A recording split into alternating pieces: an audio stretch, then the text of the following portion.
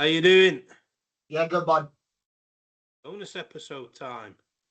It is a bonus episode, man. We missed last week, so we decided to have a bonus episode. We got a bonus person coming on. He was our Stevie Award winning shot of the year last year. He is a returning guest, and it is none other than the biggest arms in cornhole himself, Jimmy Youmans. You Yeah. may get. Let's see what he's going to slick side down. This is going to be crazy. He's At going it. hard at it. Oh, Oh my and goodness! one. Are you kidding me, Jimmy Youmans? Hey, I'm sorry. One more winners bracket. There we go. There it is. Okay. There we go. Here it is. Big arms. Love it. All right, guys, we are back with Jimmy Youmans, the biggest arms in cornhole. How are you doing, bud? I'm doing good. How are you guys? Yeah, not Yeah, bad, too man. bad. Hey, I haven't seen you I know guys in a I while. know I shot you a message, but we haven't talked to you since. Congratulations on that Stevie Award for Shot of the Year. Oh, I appreciate it. Man, we were talking though, that shot won Shot of the Year, but what people may not realize is you actually had back-to-back shots in the same round that both could have been Shot of the Year. Yeah, pretty much. I appreciate that. Yeah, back-to-back weeks. I think I was number one on the shot of the year. Yeah. And Jamie Graham, that he was not pleased at all when you hit that shot. I mean, you could see just like the pissed offness just set in. Like I got you. "Brr," you know. But it was awesome, man. It was an awesome shot. For you guys out there that don't know, it was a just badass bar of soap. I mean, it was just badass. So if y'all want to go back and watch it, I think it was from open number. Was it 2? Ooh, I'm not It sure was about early that. on. I know if you go back to the American Cornhole League, like in the awards, you'll be able to find it. It Yeah. shows up eventually. If replay it. Yeah. Because it was early on. Like, it wasn't Yeah. like you hit this shot in open number 15 and, oh, okay, you just hit this awesome shot and that's what in everybody's mind. Like, you hit this in like the first couple of opens and it stood the test of the whole season, man. And that's Yeah. freaking awesome. I appreciate that. Yeah, it was in Virginia Open, Richmond actually, which is funny because this Open coming up next weekend is Richmond Open in Virginia. So Yeah. So maybe it's I'll like number 2 or number 3. so maybe I'll repeat it. Hey, let's Yeah. go. Let's go. So, who we throwing, man? I want to know. I want to know. So we're going with BG Cornhole, Awesome. and we're playing with Ian Cripps again this year. Nice. So y'all are going to Running run it it back. back. That's awesome, Yep. man. I'm super excited to hear that. Awesome. So what's going to be your bags of choice then? We haven't really talked about that much. I know he likes the Wizard L's. For me in singles, I'm either probably going to go with the Omen or the Kingslayers, just to get a Yeah. little more hole friendliness. That I've seems been to be throwing the the popular Kingslayers. choice right now. Yeah, I've been throwing the Kingslayers. I think you need something with a little bit of a faster fast side, which the Omen are. So it's the same slow side with a faster fast side. Nice. That's awesome, dude.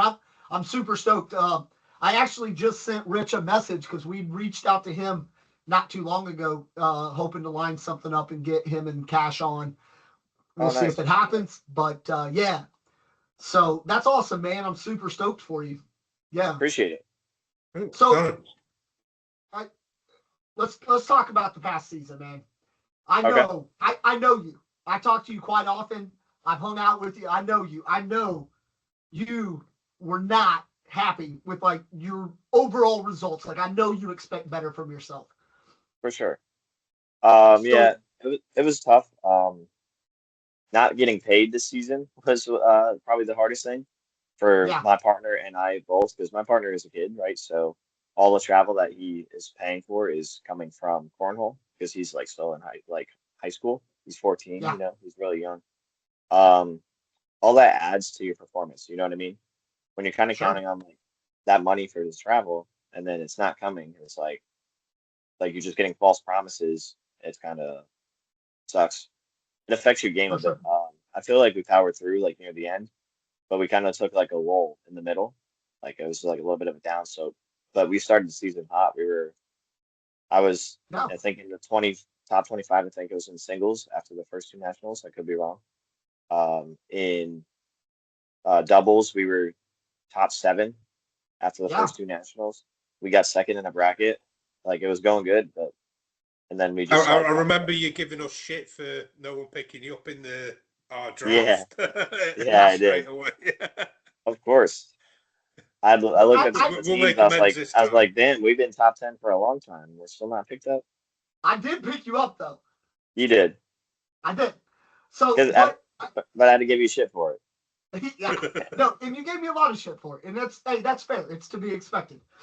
Yeah, I would have to think that in a game that is very, I mean, people don't understand it. I don't think like people that aren't really competitive about it, and people who are going to listen to this are probably going to understand it. Some of them won't, but it's such a huge mental game at that level that you're playing at, and if you're having to worry about keeping your lights on and going to a tournament, man, that can weigh heavily on your Oh, for sure. psyche on it. And then of course you take your partner Ian, and he's in high school, so it ain't even on him. He's Right. now going, hey parents, God, I didn't get paid, so we're gonna have to. Can y'all fork this money out for me? Type deal, And I have two Right, and kids, man. I pay for everything, dude, and they are expensive. right. I mean, like if you look at it, right, so traveling to all the events that we're doing, we're probably putting out at least 20K. You know Yeah. what I mean? At least last year, like I was at least putting out 20K. And like that's not significant to some, but to others it is, you know what I mean? I mean, you say it's not significant. I think it's significant no matter how you look at it. When you're talking about just traveling to these tournaments, that's significant, man. It truly is. I Because mean, I agree. it's not, if you're if you're an NFL footballer or you're a world footballer, 20K might not mean shit, man. You're getting paid tons of money. We know Right. you're not getting paid tons of money playing cornhole, so 20 grand for pretty much anybody can be fairly significant, I would assume. Yeah, definitely. Well, I'm excited to see you get paid so that maybe you can make it back out to Europe to play in a tournament or something outside of So the one you go to in France. I do have good news. I may or may not have negotiated that I could, assuming everything, I do take care of all my things on my side of the contract, that will be going to the Worlds that are in Europe in Yeah, September this year. Croatia again, dude. So Oh, let's we go. we were just talking about that before you came on. Yeah, so Croatia's hosting again in Porridge again. I assume it'll be in the same venue. I don't know that for certain, but it is in the same area. And man, let me tell you, that place is awesome, dude. Porridge, Croatia is beautiful. Great food, all that, man. It was so much fun. And it's going to be at the beginning of September this year rather than late September. So the weather should even be better. Nice. Not that the weather was bad. The weather was still good while we were there, but it should be better now. That's awesome, man. We'd love to have you back out because I know Paris was, we had a lot of fun in Paris. So yeah, it'd be fun to have you back out, man. Oh, for sure. Like I miss you guys, you know what I mean? All you UKers out there. Yeah, boy. You're officially a UK guy now. They No, adopted you. yeah. It is a thing. Yeah, it's a thing. And, Although, but like even like the Germans, the French guys, like they're all cool, you know what I mean? So like yeah, luckily this season, you Section Morales is having me out there again in February to do the training, and there's like a tournament that weekend. So it should be good. Should be coming back out more to so Europe. we just found out, and so our whole schedule has not been released yet. There's nothing in the months of February and March. Okay. Typically, Switzerland hosted in February, and I would always go to that one. They're not hosting this year, so right now, as it sits, like I have nothing on the docket for February. And if that remains that way, like if nothing comes up that me and my doubles partner Liam need to hit for points purposes, I'm gonna try to talk him into going to France for that event. You definitely should. There's some things I could teach you. There's 100 things you could teach me, Jimmy, but I'm just saying, I'm kind of that old dog that I need to learn some new tricks, and it's fucking hard. They run a good tournament. I know for a fact. I was there last year. And then they had like I think it was like 30 people interested in like the training and stuff. I Yeah. think this was the count was last year. Yeah, it was fun. It was a good time. I recommend Yeah, it. man. I look at it like this. Anytime I'm around any of you dudes and y'all are like, here, try this or try this, I'm like, all ears, dude. Like, yes, please give me some advice. I'm Right. trying to improve my game. Speaking of, man, I'm glad you brought that up because we on our last podcast, we have a guy out here, Mark. He plays in our UK league. He's a PE teacher. Okay. And he convinced his school to fork the money out to buy 16 sets, no, eight sets of boards. Okay. 8 sets of boards, 16 sets of bags to put it in the curriculum. And he started it last week. It finally hit that part of the curriculum. So he's got all these kids that he's like, they're constantly just, hey, is this you playing? Is this you? Da-da-da-da-da. How do we do this? How do we do this? And that he said some of them were just kind of throwing it, trying to like figure out how to get a flat bag. And then apparently they came back today and having YouTubed a bunch of stuff over the weekend. Like some of them are out there trying to throw roll bags and all sorts of stuff. Oh, nice. So I told him that I would talk to you. For beginners, Yes. what advice would you give? Like when you were just first picking up a bag, what's your advice on what you should be concentrating on and what you should be trying to achieve? That's a great question. The first thing I tell everybody is you need to have a flat bag.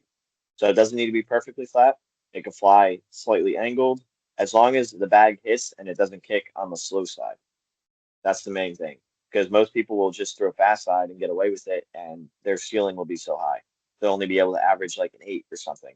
They won't be able to get like to that pro level. But if you Right. throw a flat bag, or relatively flat, you'll be able to succeed succeed well and be able to reach the pro level eventually. It doesn't matter like where your bag goes. So, for example, if I'm trying to learn how to throw a flat bag and I'm throwing them all short or I'm throwing them off the back, that's okay because like that distance will come. It's all Right. about just getting it flat. That's the most important part. Cool. That's awesome. Yeah. I still cannot get a flat bag. Like it always has just a bit of an angle. Okay. So I have like this natural left to right cut. Yeah. And a couple weeks ago, and Denny Mallon, Yes. he comes over, like, again, good buddy of mine, right? Like, we're good buddies. And he loves to just talk shit about me all the time. So our club had posted a video, and it was like a shot, just throwing back and forth, and I'm throwing. And Denny, of course, is like, oh, nothing like throwing an open board cut for no reason. And I'm like, you know what? Go F yourself. Because it just naturally does it, man. It's Right. gotten better. It has gotten better to where I feel that I have more control over it. But when someone but I also kind of like it because when someone throws that block a little bit in my lane, it kind of just naturally I can kind of get around it a bit more. Right. On that side because I cannot get a reverse cut. I'm trying. But if somebody blocks themselves on outside arm, like you're on the outside arm and they block themselves, you struggle to get around it. Right?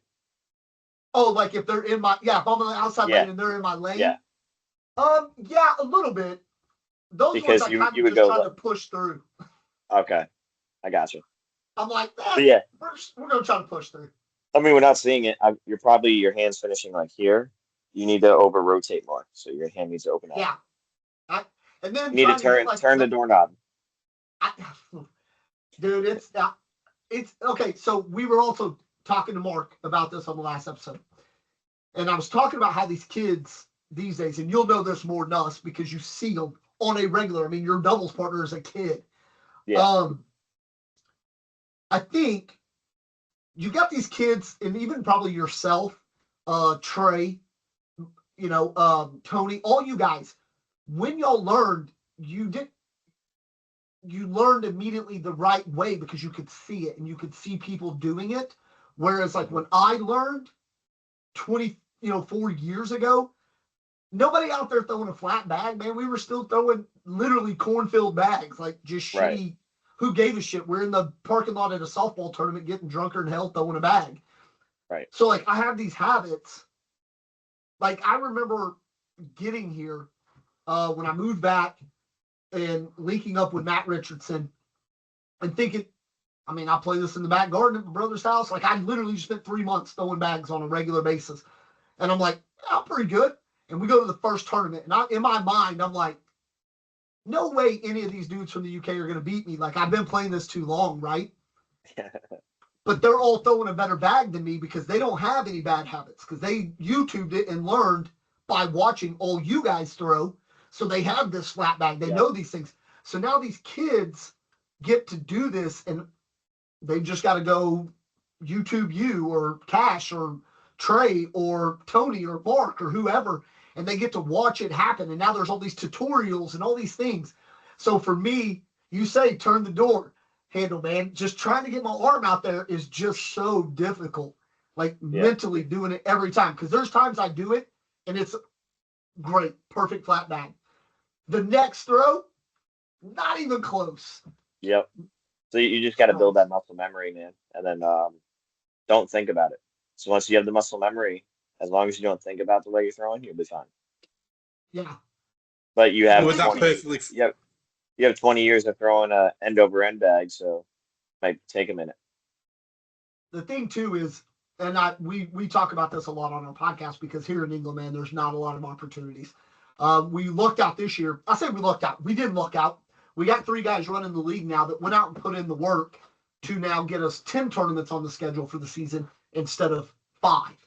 So now we get to play twice as much just here in England. Now we won't go to every England tournament because some of them match up with like ACL tournaments in Europe that we will go to instead. But the opportunity is now there. But we still really struggle trying to find places on the regular to throw. Like we have a Tuesday night practice and that's it, and then a tournament once a month or whatever. So it does become difficult to really try to get that muscle memory. But I do, For sure. not to take anything away from what you said, but yeah, it is difficult. And it's, it's funny because I listen to you see Logan Chamberlain, for example, is one that's always posting videos of like practice sessions. And I know we talked to the last time we talked to you, you were like, yeah, don't really practice because I play tournaments, 5 out of 7 days a week. Yeah. So and the more we talked to Samantha Finley and she said the same. She's like, nope, don't ever practice. If I'm throwing a bag, it's in a competitive game. And I thought, y'all get to play so much that y'all don't even have to practice because you're throwing competitively so much. That would be so cool and so much fun. I would love to be able to do that. Right. I mean, this year's a little different. I'm starting to actually, because I have like so many bags to break in now again. So I'm starting to like actually put some work in. Well, that's good, Jimmy. I'm glad to hear. I'm glad to hear the great Jimmy Youmans is going to put in some work. So I've always been putting in some work. It's just a little different. Like the way I practice is different than others. It would be, I guess. So what is a practice routine for Jimmy Youmans? So my local partner actually is getting into cornhole. He has like a little side business that's really busy in the summer. So during the winter, he's like more free. So we go to, we actually have an indoor cornhole facility. It's like an hour and change away from my house. And we'll be going there and we'll be just throwing bags and throwing against each other in multiple games nonstop. Yeah. Nice. So it's like you're getting that competitive game. It's not just like setting up bags and throwing roll bags or right. You know what I mean? I've always said there's a lot to be said about just practicing for sure, but there's also something to be said to be practicing, but while doing it competitively because there's a game on the line or something like that. Right. Because it's that getting out of that mental space as well. Like Graham will tell you, he's like, he gets on himself all the time because he will start out playing great, not in his own head, and then throwing so well, and then like he'd get in a bracket and something will happen, and then that mental game shifts, and then now he's trying to make up 12 points in one throw and things like that. And I think you lose that when you're just throwing bags in non-competitive style play, because it's not, you miss it, who cares, because there's nothing on the line. So you may take a risky shot that you maybe wouldn't take otherwise because there's a match on the line. If that makes sense. Yeah, it does. So I guess this is something you'll kind of be doing during the day and then hitting up some local tournaments and stuff in the evenings and stuff. Yeah, so it'll be like, I think we're gonna do once a week, maybe twice a week, during the day, because I'm like working as well now, and then I'm doing cornhole. Like they're both. Oh like yeah, I guess if you didn't get paid, you had to get out and get a job. Yeah. So what kind of job does a Jimmy Youmans like? What, I mean, do you just go around flexing on people? Is that a thing? I mean, I was gonna go around signing autographs, but I didn't want to make too much money. So Sure, that's fair. That's fair. Gotta stay humble. Gotta stay humble. yeah, exactly. Now I'm just shaking hands, kissing babies, you know. That's No, no doubt. I've been doing auto body work actually. Oh, nice. Yeah, I can see that. You strike me as someone that would be into auto, like autos, Really? like off cars and stuff. Never got that before. No? Yeah. No, you're the first one. Bullshit. I'm serious. I'm serious. I don't know, man. You strike me as a guy that'd probably be into cars and doing stuff like that. I don't know. All right, I'll take it. I mean, I figured that's how you got the guns, dude. All the Cranking, same. cranking wrenches, dude. Yeah, lifting trees. I'm more like Rocky, you know, just chopping wood in the backyard. Yeah. I mean, we saw the Halloween costume. All right. I'm surprised you got one with arms that big, dude. Yeah, dude, I had a special request to arms, and it's like the world's most flexible material. That's the only way I could fit in it. Yeah. I mean, because your skinny ass was in a child size, and you needed like Dwayne the Rock Johnson size arms. A little bigger, but yeah. Oh, my bad. My bad. No, that's yeah. That's awesome, man. So BG with Ian again, dude. I like that. I like the fact that you and Ian are gonna run it back, man. I really do. Yeah, Especially when you got fact. so many partner changes this year. Yeah. Well, fun fact, this will be the first partner I played with pro for back-to-back years. Is it? Yeah, unfortunately, even whether I wanted to or not, I didn't I changed every year. You know what I mean? I enjoy playing with Ian. He's a good partner. You know what I mean? He doesn't say much. He lets me do my thing. He asks for advice. I ask for advice. But like we just let each other play our game. And, you know what I mean? It works. At least I think. He's I mean, I good. think it does work. Like it's good when you don't have to worry about the other end. Like when you could just play your game. You know what I mean? Like I could do whatever I want, and not have to be like, oh man, I can't go for the shot because if I miss, I'm gonna have to score more points. You know what I mean? Sure. Yeah. No, and that matters, man. It does. I think that's a huge deal. Because I mean, a lot of partner changes this year, and I was surprised on some of them. Not surprised on others, I guess. I think the biggest surprise, though, me personally, I think everybody was surprised with the Logan Chamberlain and LBJ and or JBJ and then Sammy and Yeah. So Gavin. I wasn't really surprised with that one, to be honest. No, I thought I Logan was going to someone else for sure. see, I think for me, I was surprised because they were just finished like runners up, dude. Yeah, and I think that's why they finished runners up. You know what I mean? I think Logan wanted to be finishing first, and I think he might have thought JBJ was holding him back, whether or not that was true or not, because JBJ and Cash went out and won the first Open. So like, you know what I mean? But like, also sometimes you need that little chip on your shoulder. Like I've been doing this a while. Like your partner leaves you for however you may split it mutually. I don't know how it went, so I'm not speaking on that. But like, from the looks of it, it looks like your partner left you, right? So now you went out and you got to prove yourself, like it. You know what I mean? Like to show that it wasn't just you. Yeah. No, You know I what I mean? And that definitely chip on could your see shoulder that. really helps. I had that before, you know what I mean? And I was like, okay, like time to get a good partner, time to show like what I Yeah. can do. So the other thing, how how do you feel, or what is your thoughts on all these guys leaving the ACL and going back to the ACO or going to the ACO? Yeah, I don't know. I don't really know how I feel about it. It's like I don't want to get you. someone, I don't want you to have to like yeah, no, yeah, get you're you good. any like say some You're shit good. that's going to give you some And- like people getting pissed off at you or anything. I'm not Yeah, trying to no, put you on the spot. I'm just this is a no, general I ass don't. I question. really don't care. I'll give you my honest opinion. I don't know why some left. Like I know why some did. Like for example, Jeremiah Ellis. Like a lot of the traveling, the taking days off, like that puts a lot into Yeah, like your decision, right? He has kids, he has a job. his I So understand like for sure. I know a lot of ACO over there is in Ohio, so like he doesn't have to travel as much, so that makes a lot of sense. Yeah, so it's sort of Yeah, like a but like work-life cornhole balance thing. correct. But like for me, like Cheyenne, I didn't know why she left. I know she's making her bag company and stuff, and money's not everything, yeah, but like she was dominating, especially on the women's side, So but she was dominating in general on the ACL I side. I have an opinion on this, and it's not a popular opinion. And Cheyenne, if you hear this out there, I don't. There's no slight. I'm not saying what I'm trying to do. I'm not trying to, but because I mean, she came back and played the last Open, and Yeah, she did fairly well. I thought maybe it was more of a not I can't beat them. That's not what I'm saying.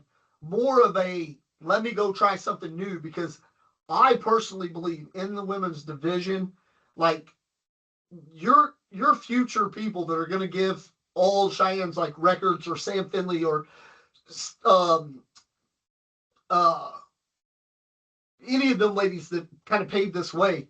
But between Caitlin Allshouse and Riley Schaff, man, they're gonna rack up some titles, dude. Those two yeah, girls are super good, dude. And it's not for to say sure. Cheyenne's still not good. I mean, we know she can still win. She went and I mean, her first ACO Open or major that she went runner up to the current king of cornhole, Yeah, in singles. So we know she can yeah, play, and she was dominating. And so I thought maybe it wasn't not running scared. That's not the point of that conversation. But maybe just let me go definitely not. try something different. So like for my opinion, she was probably I think she was like top five in doubles. She was up there in singles, right? She was Yeah, like she can compete on both, right? So that's not even the thing about it, but like I felt like she was on a whole nother level, and she was making all the other women players better in the ACL, in my opinion. Because like I for I example, would you agree. have you when the ACL was last year, it was probably the most competitive it's ever been because you have all these top players playing against each other and getting each other better. I Like agree. that's why you have the states that are good keep getting better. Like you have Texas, you have the Carolinas, you have Ohio. Like those states are constantly getting better because they're constantly playing against the best, right? Yeah. Florida even. Um, so for me, like as far as my financial decision, I was like, damn, I was like, I've even thought about not playing. You know what I mean? Because um, I got screwed last year out of the money that I was owed or whatever it was. So I was like, is it even worth playing? Because you have the travel, how much it costs. You have to basically finish top three to even like break even. Yeah. So like I get people dropping out because they don't want to. Like the sponsors this year were a lot less than last year. Let's put it that way. Sure. And we talked about this a couple episodes ago that where at some point the sponsorship money's gonna kind not I don't want to say run dry, but I, how long can it be that sustainable? I mean, especially when you like, for example, and I'll use this as an example because I have two examples. Like with obviously with all cornhole folding, that takes one of the bigger name brands out of the mix. Yep. So now you're looking at what? Really four top brands, probably BG, Lucky, AAR, and what? Ultra or probably Titans. So there's your top, like your big top five brands, right? Yeah, I mean, even now, I would say it's BG, Brotherhood, because they made a good comeback there. Like they're a new brand, but they're pretty up there now as far as Yeah. sales. BG Brotherhood, and then you have AAR and Titan, and then you still have Lucky in the mix, and then Ultra is also in the mix. But like, I'm just going based off of like walking around what I see. I don't see any really Ultra bags. I don't anymore. Yeah. I see I I see said, Brotherhood, I see BG, and I see Lucky. That's all I really see nowadays. yeah, I definitely should have probably said Brotherhood And rather than AAR. Ultra. Yeah. Because I mean, I'm trying to think. Obviously, Jeremiah threw Ultra. Yeah. Um, But let's go then this year. Who's throwing Ultra this year that you know? that's what I'm saying. I don't know. Right. So you know AAR, you have Jacob, you have Jamie, right? Yep, And then 100%. BG still has however many pros they have. Brotherhood, And you now they have got you. I mean, let's go. yes, sir. No, you're right. And then Titans always going to be great with whoever. I mean, Yep. they can still sell bags just off the back of Adam and Trey. Yeah. And they're not. And there's other great players that throw Titans, so that's no Of course, slight of on course. them. But you can throw. You can continue to when you have polarizing personality like Adam Hisner, and then you have a four-time world champion like Trey. You're going to be able to sell bags off the back of them for a while. Yeah.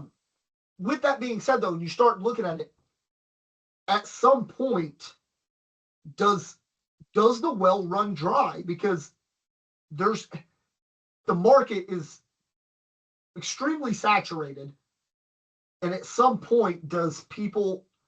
I mean, I guess BG I think is going to be in it for the long haul because of cash.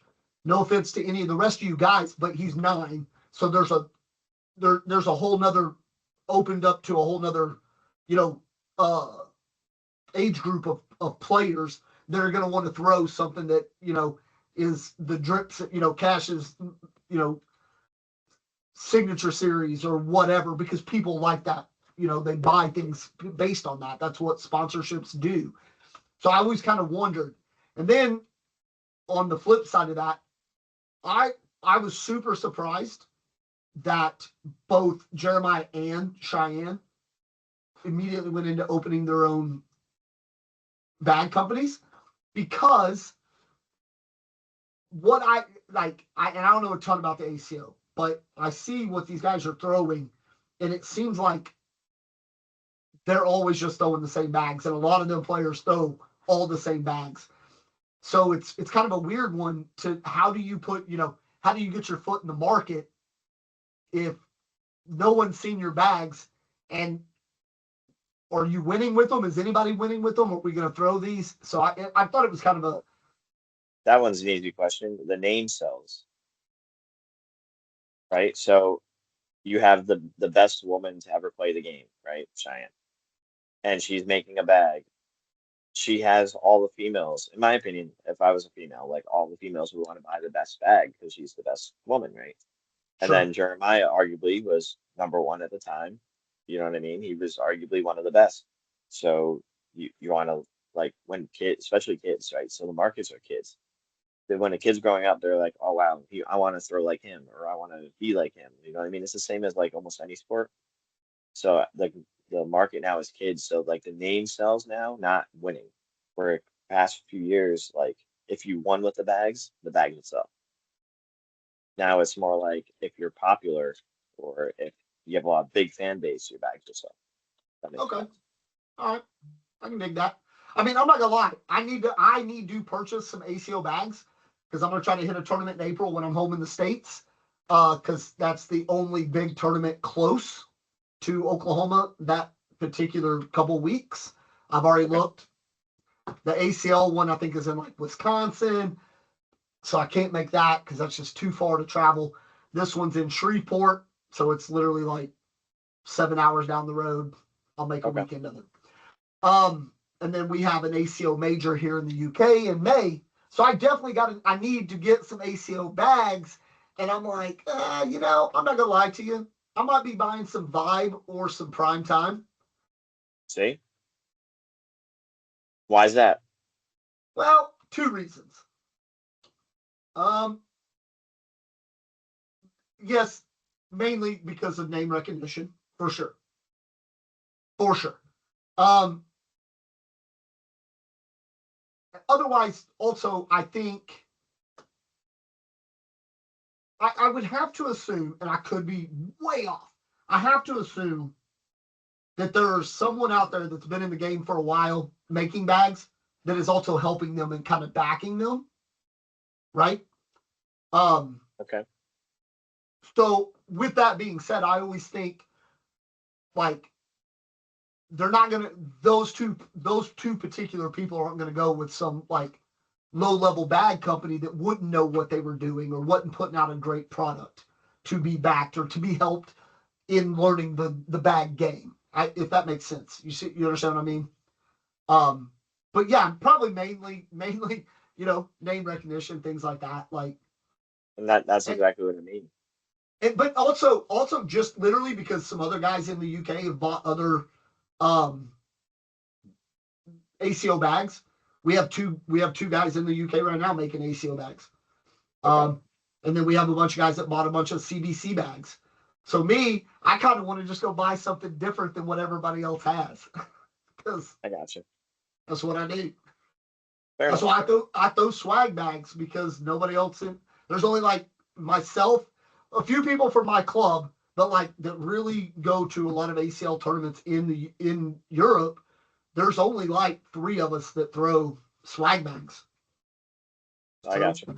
I just kind of do it to be a little bit different, I guess. Doesn't Mateo's throw swag? Or am I wrong? Who? Mateo Revolt? Mattia? Yeah, Mateo. No, he throws Siva. Oh, okay. That's Yeah, right. he throws Siva.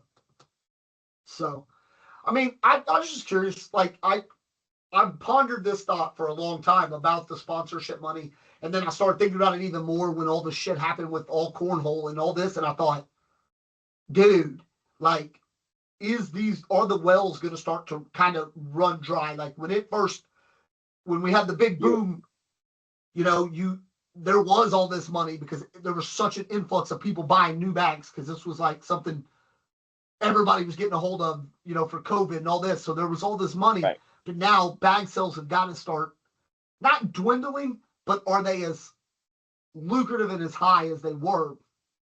So what needs to be happening is an increase of players, right? So there's been a decrease of players the past couple of years. Whether or not it's from COVID or it's like COVID, like nobody was doing anything right after COVID. So there was an increase of players then. That was probably like the high point of cornhole. And with that, less bag companies. So if there's less bag companies and more players, there will be more money towards those companies. They'll be able to spend more money for sponsorships and stuff. Yeah. No, I Supply can and see demand. that. I think Rich and BG, I just saw their post the other day. Man, I think they've got it right too. Coming out with just some normal ass rec bags. Like, Yeah. and not plain colored, whatever. Like actual cool designed, like just rec bags for your backyard, man. No stamps, just rec bags for an affordable price, but they don't just have solid red, solid blue. That's all you get. So I think personally, I think that is going to help For because sure. then You need to be able to reach everybody in a market, right? If I'm just throwing bags in a backyard and my boards are terrible, I don't need to spend $100 on a set of bags because people are like, that's ridiculous. Why would I spend $100 on a set of bags? Because they don't know how like high quality they are. yeah, When they could just go to Walmart and get some corn bags and be fine with it. But now they could. honestly, so funny because when I met Matt Richardson, I said the exact same thing. I was like, dude, how much different can this bag be from this bag? And then all of a sudden you throw them and you go, well, okay, nope, I get it now. Yeah, it's a huge difference. But like to somebody that doesn't play like that, it's not. Yeah. Until they finally see it, but they're not going to spend $120 on a set of bags to find out because you only For get sure. 4. When I could spend $60 and get 8. You Yeah, know no, what I I mean? agree. I agree. And that's why I say, like BG, Rich and them got it right, man, by going, you know what? let's get on the competitive market and let's just get some rec bags out there that we For can sure. put out a quality bag, because you know it's going to be quality because it's coming from them and they have quality Right. bags, and they can, they don't have to pay for a stamp, so they can sell it at, $20-$30 a set of bags or whatever. Right. Heck yeah, man. I think I personally believe that now that that's happened, I see other companies following suit. I see Titans Oh doing it. yeah, there's some companies that already were doing it, are doing it for sure. Yeah, for sure, man. Yeah, because it'll be stuff like that is where you're really gonna be able to maintain sponsorship, I think, as well. Oh, easily, yeah. Any more ways of bringing income for a company will definitely increase For like sure. our sponsorship. For sure. So when is this tournament in February, man? When are you coming out? I believe it's the 24th weekend. I don't know what the exactly day it is, Well, but I'm going to tell you right now because I'm going to pull up my calendar. I know it's in the 20s. I'm pretty sure. Okay, so it would be you said of February, right? Yes. So 2021-22 or 27-28 in the first? It's probably the 21, 21, 22. 2021-22. Okay. Sounds familiar. Well, I will verify that. sounds like I might be going to France. Birthday in France for me.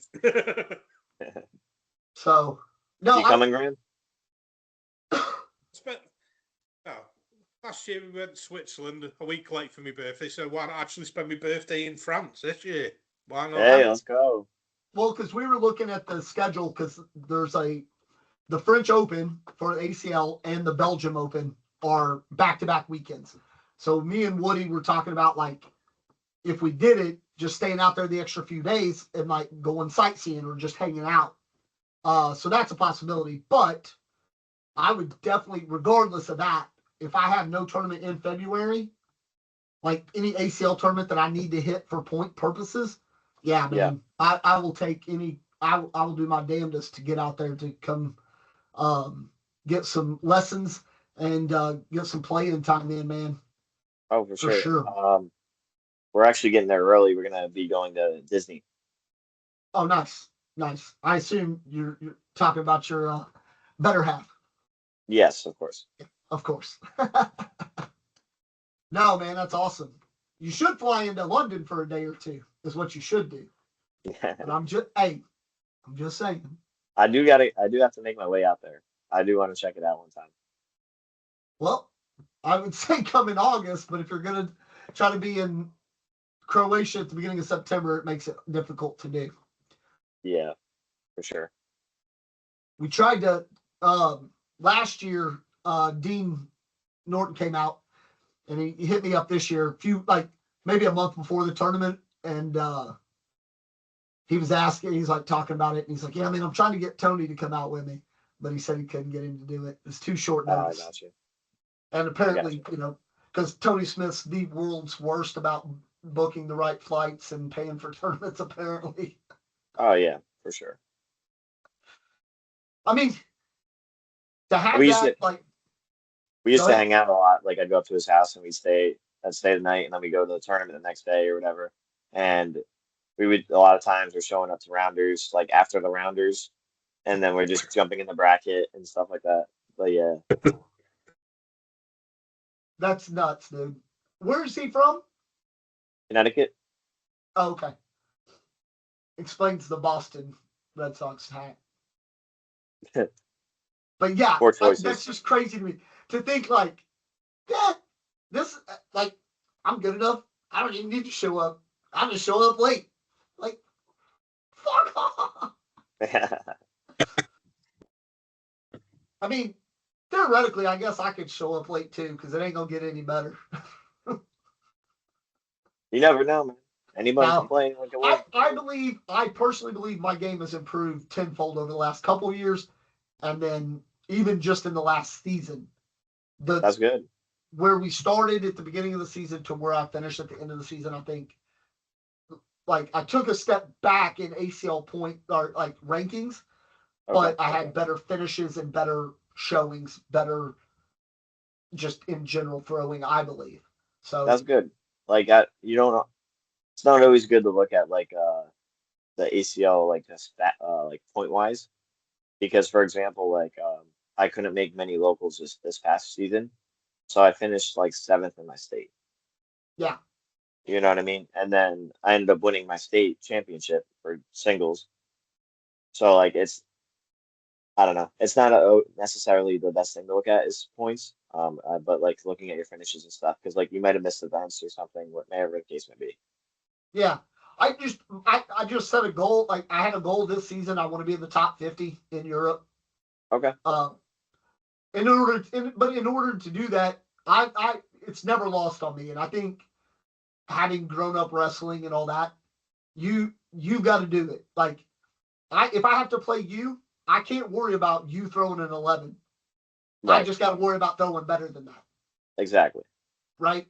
I can't force your throw. I have to do it myself. So why I say, I get what you're saying and I don't necessarily judge myself based on that, but my goal is just to be top 50 in Europe, and that means when I go to an ACL tournament, I've got to play well and I've got to finish Yeah. well. I can't go, 2-2 in rounders and then 0-2 in bracket. That's not going to get it done. Got to Right. win some matches. So that's And all. then I it's think like it be. It's what I've done the last two UK tournaments: 2-2 in bracket, and then gone 2-2 in rounds, and then gone 0-2 in bracket. that's tough. So like by us, a lot of people use SPR to like judge themselves, right? So like, oh, my SPR is like this now. It's like a 70 or whatever it is. And I'm like, you can't even judge yourself based off that. Like I'll lose one game, right? And I'll lose 1.5 SPR. I'll win 100 games in a row and I'll gain 1.5 SPR. Yep. I'm like, how does that even make sense? I finally had gotten up over like a 60 on Okay. SPR, right?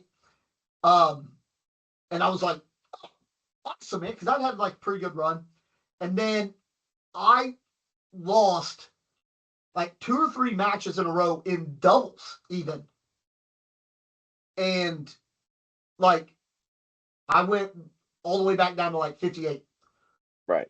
I just lost like huge numbers. And then like we come back and we win a couple matches and I lose 0.97 and I come back and win and only gain 0.08. And I was like, Yeah. what the? There's games I'm winning where I gain 0.000. So like I don't even know, right? So but then there's games where I score 20 points, give up 0, and I'll lose 1 whole point. So like how does that affect me? Like so I don't even look at that. It's like I don't. it's completely I honestly, useless. I stopped looking at, I say this, I stopped judging myself based on PPR as well.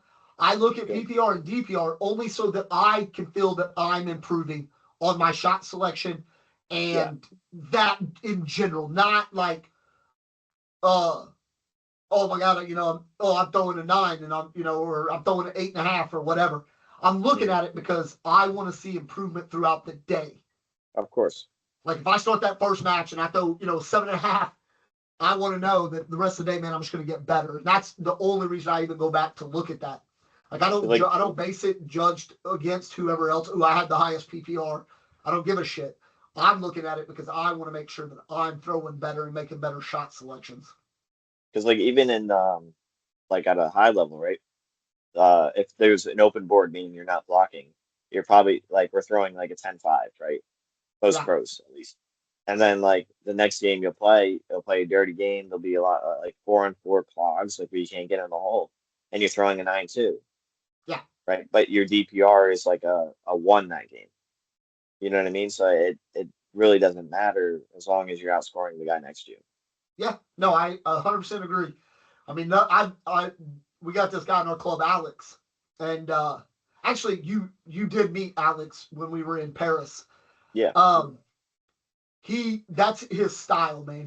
He'll run bags because he'll throw ultras and he can run bags or whatever, but he does not care. If you start running bags on him and he throws one off to the side, he'll forfeit that bag. He'll be like, all right, and he'll just throw every bag right in front of the hole. Like, he don't even That's care. great. That dude will literally, he'll walk off the board and be like, "Yeah, I'm happy with my 6 PPR because you Right. only threw a 4.5 or a 5 because you couldn't get it in the hole past Exactly. clumping it up." He wins with it, man, and it works for him. Yeah, I So, mean, if I can win every game throwing a 3 PPR, I would, for sure. rather than throwing 11 and lose. Yeah, because the dubs what matters. Exactly. Dubs matter. That's why Michael Jordan's the GOAT and LeBron No. isn't. If dubs matter, Bill Russell's a goat, so get out of here. Okay. Robert Ory. Bill Russell had 11, I think. Yeah, but Robert Ory had 7, so Yeah, then I guess they're the goat, right? I'm just saying. I guess they're the goat then. But no. I just wanted to give you a bit of shit because I know you're a huge LeBron fan. Yes, I'm a fan of like good players, you know. Yeah, I'm not saying LeBron's not a good player. That's not what I'm saying. Okay. But for me, I grew up in the Michael Of Jordan course. era. Of course. So it matters to me in that those kind of things matter in the Nostalgia. So I have this thing with like longevity, right? Like everybody talks about how, because LeBron's played for so much longer, right? Mm-hmm. Now, he's a freaking specimen, though. Like, he is a big dude, and he puts in the work. I'm not taking anything away from that. Mm-hmm. But he's a specimen, man. And because now they have so much in like load management and all that kind of stuff, technology, what we do to treat injuries, how we can treat injuries now, all that stuff matters. And I think that's where like longevity comes in way longer. I mean, you look at Larry Bird. Larry Bird probably could have played longer if he hadn't, like, his back was just shot to shit because they played in shitty shoes. They played in, Of course. shittier conditions and all that. So I think when people, the only time I ever had the argument about the GOAT thing is when people start talking about, well, the longevity and how many did it. And I'm like, that's so hard to judge. So yeah, like the arguments I bring into it isn't even the longevity, right? Because like it's more like he's achieved goals in less games than half the people that people bring up that I mentioned there, the ghosts. You know what I mean? Yeah. But like in any sport with the technology and like any sport, the people like that are coming up now are always going to be better than the people that are previous because the game evolves, right? 100%. So like you never seen a big man shoot a 3 in the 80s, right? Oh, Maybe God. once or twice. Now you have like Jokic who like just kind of who dribbled, who is the point guard on the team. I mean, You have Wemby, that all started like, with Dirk Nowitzki. right? Wemby's probably going to be the best player we ever seen, like just based on the first 120 games he played. Like it's insane. He's crazy this year. No, I agree. Like I think yeah, if you told me Yao Ming was dribbling the ball all the way down the court and hitting Euro steps, and I would be like, okay, that's not believable. Now look at Wemby; he's just as tall and doing the same thing. Yeah.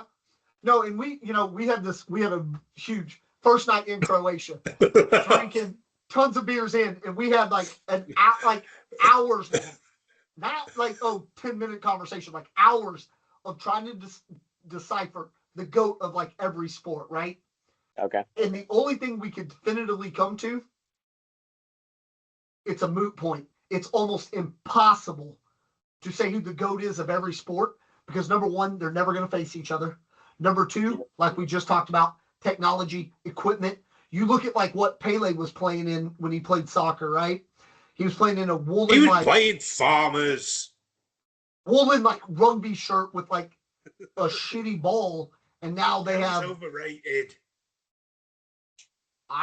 Do I think he would be that good in this day and age? Probably not. But I don't know if Ronaldo and them would be that good in that day and age because of the different conditions. Like, so it's one of these things. You talk about like boxing, who's the GOAT in boxing? Well, it's tough to say. I can definitively say it's not Mayweather Jr. I will definitively say it's not Mayweather Jr. and I will die on that hill.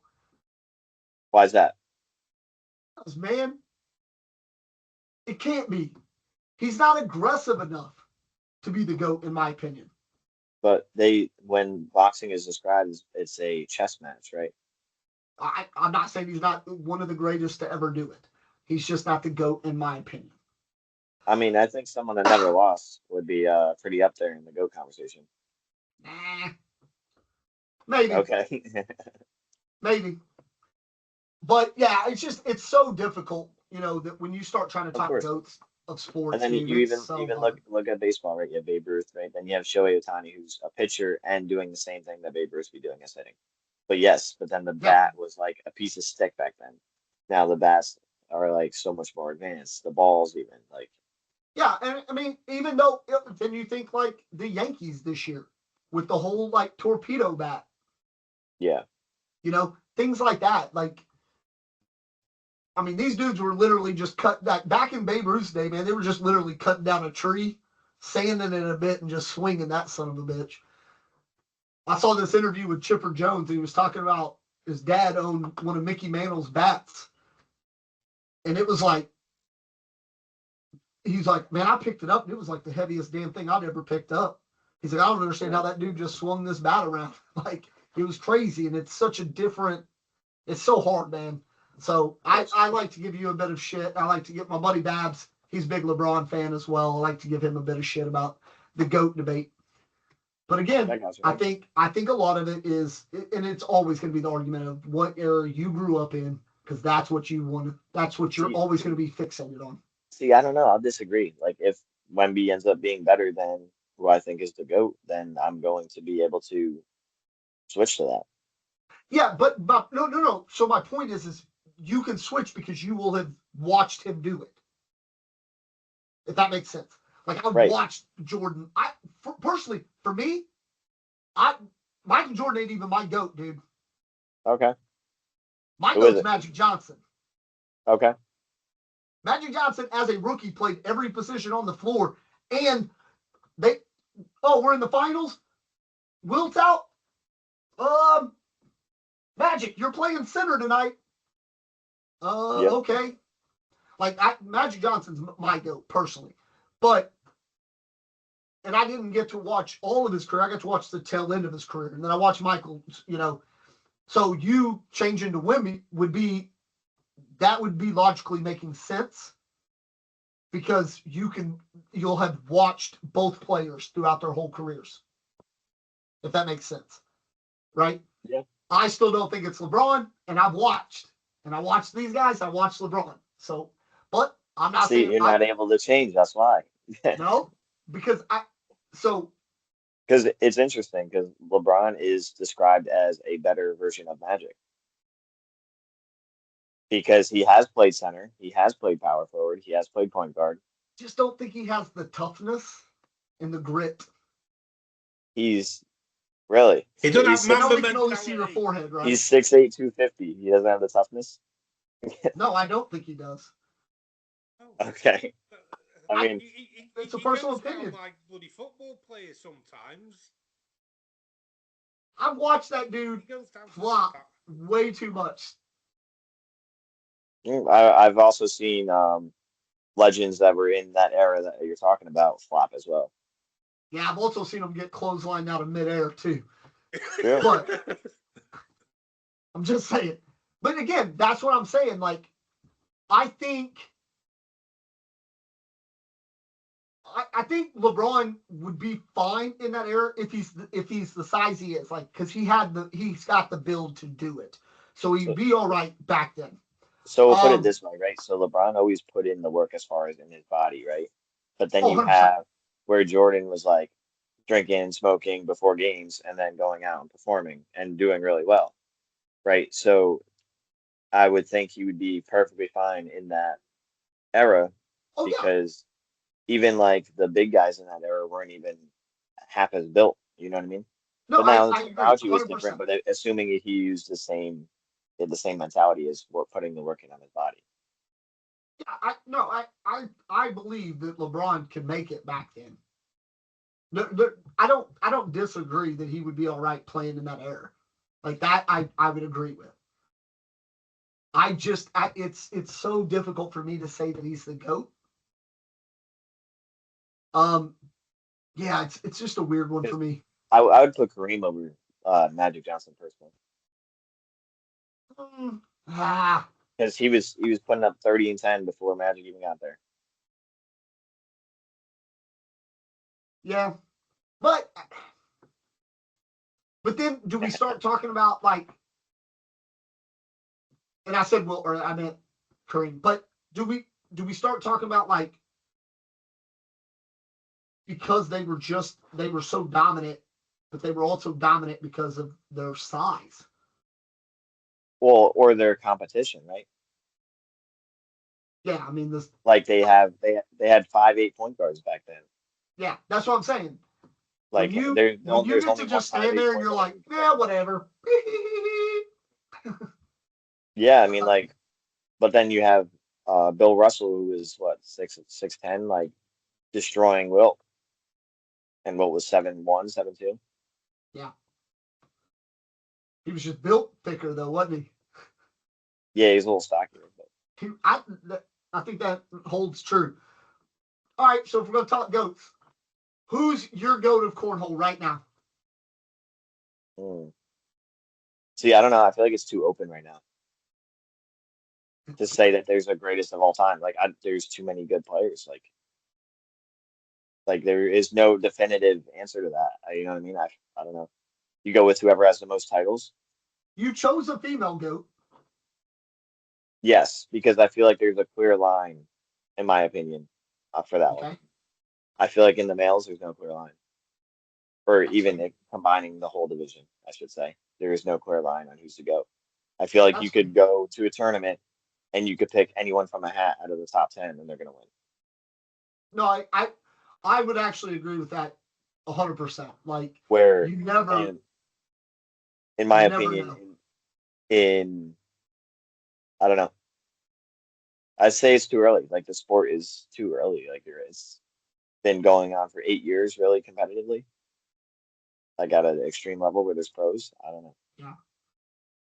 Yeah, I would agree. We're kind I of at the think point where like if basketball just started and we seen Bill Russell win, but like instead of him just winning once or winning 6 times, he won once, and then another team won once, and then another team won once. You know what I mean? I feel like it's too open. yeah, I agree. I do think though, like it I don't know if you're ever really gonna have. I like. With that being said, I don't know if you can ever really have a goat of cornhole because all you guys can do all the same shit, and you're always in it. Like, like you said, I mean, we could draw names out of a hat, and that's just as good of a choice of winning it as thinking, okay, Mark because he's got the most titles. Well, I've watched Cash beat Mark. I've watched, you know what I mean? Like Yeah. Jamie Graham's the world champion, and you were what one errant bag away in that match that you got shot of the year. You know, Yeah. I think I think that's so tough. And then the way the game is going, in my opinion, like everybody's rolling, everybody's cutting, and if you don't, that's going to be your only handicap. Because eventually, if all you can do is run bags, eventually people throw up blocks, and you got to be able to get around it, or you got to be able to shoot an airmail. And I think we kind of saw that with Matt Guy this year that used to he didn't care, he didn't need a roll or a cut because he just shoot his airmail, and his airmail wasn't as accurate to me this year. I could be wrong. The stats probably Well, tell you otherwise, but yeah, I mean, he was very accurate with it, but missing one was costing him the game. You know what I mean? yeah, Like he was shooting above 80% on his airmail easily.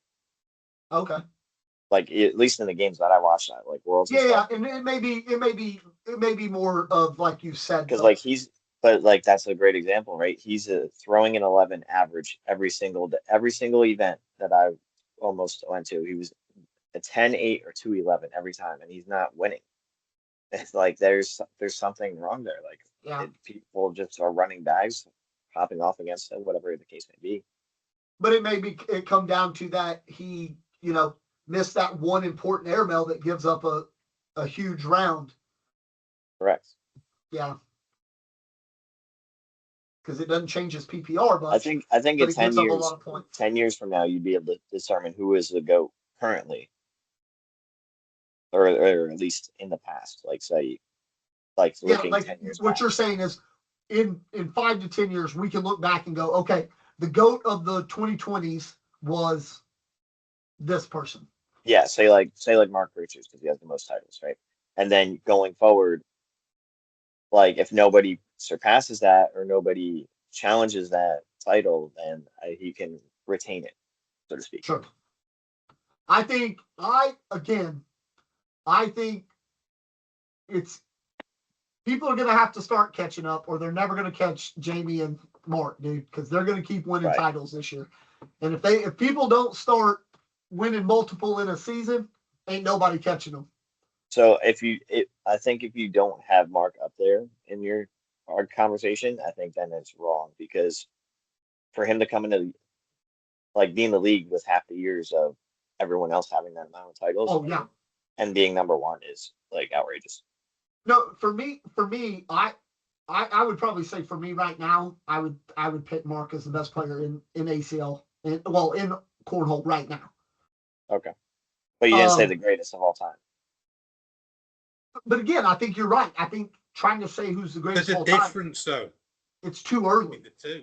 I agree with you. It's too early to really determine that. Yeah. I mean, because then you can go back though, and you can. I mean, are we going to take it? Are we taking it just ACL? Are we taking an ACL and ACO? Well, I feel like you could take the entire world, and I still pick Mark Richards over them, personally. Yeah. Okay. No, I can't argue it. I can't. I have no argument against it. I'll tell you that. And I like watching Mark throw too because man, that dude's just so methodical. Yeah. Like he doesn't do anything special, but he wins. So, yeah, but it's like this methodical. like nothing fancy. It's just the same thing. Yeah. And it works. Yeah. Yep. Sure does. All right, man. Well, I think we probably kept you on here longer than you wanted to be. Well, you know, you had to stir the pot a little bit. I know. I didn't even mean to. I Yeah, didn't you mean did. to get the whole. No. I was going to give you a hard time about it. I did not mean to get into a whole conversation about it. For that, I apologize. I will never No, you're good. apologize for giving you shit, Jimmy. Of course not. Because To be fair, that was a small thing. You like, I witnessed firsthand the debate in Croatia, and yeah, Okay. it was all night to the early hours. Well, Liam kept we'll coming back to the table. He's like, "You're still talking about this shit," and then he'd fuck off for a bit and come back an hour later. He's like, "I give up." Well, we'll make sure to have another one in Croatia. yeah, for sure. For sure. Yeah, I mean, if I can't give you a little bit of shit, man, could I even call us friends? Like, that's what you do, Exactly. right? You give each other shit. Well, Jimmy, thanks for coming on, bud. I truly appreciate it. Shoot me a message, man. Let me know kind of what y'all's plans are for the France thing. Like I said, as long as I don't have any other tournament I need to hit up, that'll definitely be in the. Nice. Yeah, I would love to come and be a part of that and check it out and get some pointers and throw some bags with you, man. Yeah, appreciate it. All right, bud. Well, hey, good luck this year with Ian. I love the fact that you're throwing some BG bags. I think that's awesome. I expect big things from you, bud. I got you, man. Thank you. Big arms, big things. You know what I mean? Yes, sir. All right, bud. Cheers, man. Guys. Thanks for coming on, bud. There's Jimmy. See you.